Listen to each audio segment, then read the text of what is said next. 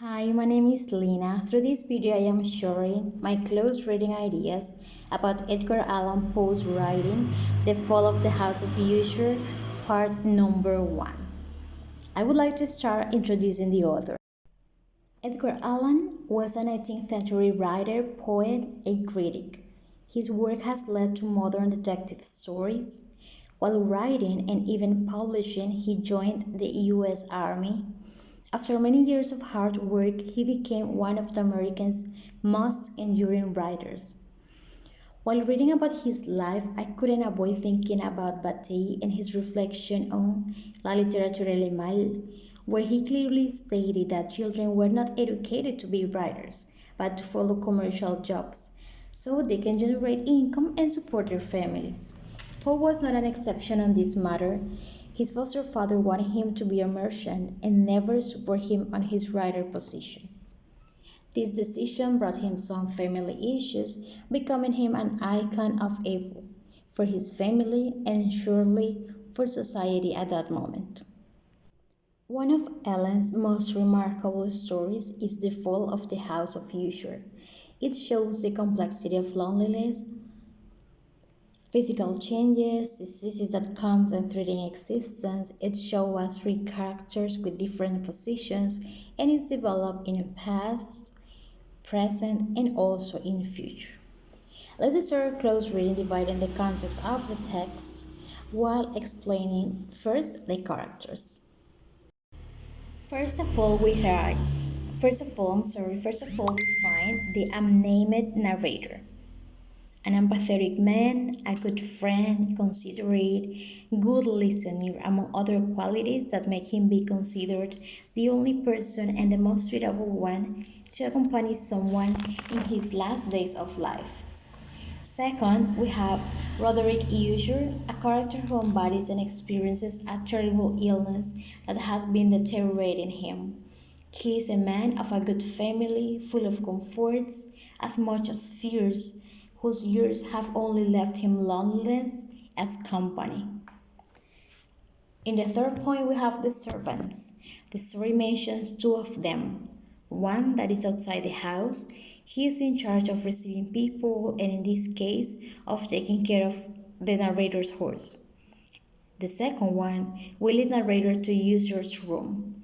These servants are tertiary characters, minor one in the story, because as I consider, I have learned anything about them. They are just mentioned there. And they show once in the reading, if I'm not wrong. Just once in the first part, at least.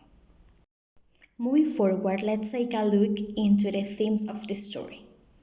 Compassion, loneliness, physical changes, illness of the body, sickness of the mind, and fear. When we start the text and we discover that the narrator is traveling through a desolate, sad, and dark place, solely at the request of a friend of childhood, we realize how compassionate and empathetic he can be. Even though years has passed since your last meeting, he couldn't refuse to accompany someone who was on his deathbed. He went there without being able to completely imagine the loneliness in which that man was living. But it was something he knew as soon as he looked at his house. It was described as a cold, empty place, as a house of sadness, house of gloom. Despite there being two servants in the house, the description of this place is the most distressing and desolated that can be perceived while I have been reading. As soon as Usher's friend arrives, a new sad description starts to be developed, and it is regarding User's physical appearance. Changes on it most specifically. This idea took me back to my disembodiment reflection, where I wrote that the concept is related to death, to losing the life, like living bodies in atrocious conditions. I also defined this embodiment as the loss of humanity due to a disease or any process that causes physical deterioration. And all those ideas were exactly what I saw in this story. When Poe said Usher stopped having gray-white skin to have a horrible white one, or eyes large and full of light to have a strange light on them. This illness, not just his body, but on his mind, were consuming every part of him, and he was absolutely aware of that. The hardest is evidenced by the end of this part when Usher decided to open his heart and be honest, expressing his fear of what lay ahead. But this feeling is evidenced from the beginning of the reading in three aspects, as I have found.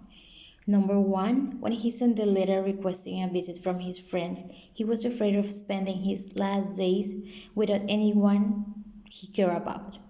Second, the conversation with his friend, not knowing if he would understand or reject him. And third, the fear of the unknown, the fear of death. To conclude this close reading, I want to mention that it is developed in three tenses: past, present, and future. Past, because child memories were the ones who motivate User to choose the narrator as a company on his last days. Present, because the narrator's decision on staying or leaving would make an impact on the story and also in User's life. And finally, future, because of the injury, anguish, and fear User had to face, not knowing what would happen. Have it like the uncertainty of what would happen with his life. With this, I close my reflection and I invite you to check my e-portfolio for more ideas